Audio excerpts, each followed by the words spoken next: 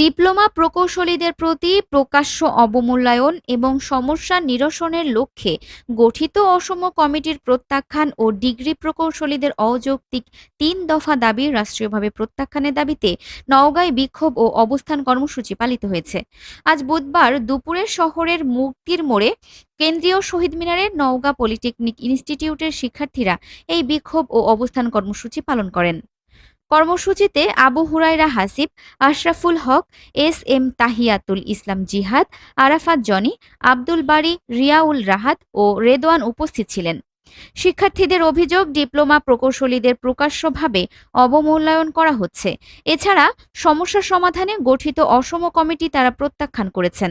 বিক্ষোভকারীরা ডিগ্রি প্রকৌশলীদের ৩ দফা দাবি রাষ্ট্রীয়ভাবে প্রত্যাখ্যানেরও দাবি তোলেন।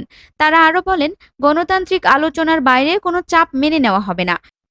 এখন পর্যন্ত শান্তিপূর্ণ ও সংবিধানসম্মত কর্মসূচি পালন করা হয়েছে। তবে দাবি পূরণ না হলে আরও কঠোর কর্মসূচি নেওয়ার হুঁশিয়ারি দেন তারা। Arefin Farha, CN Bangla news desk.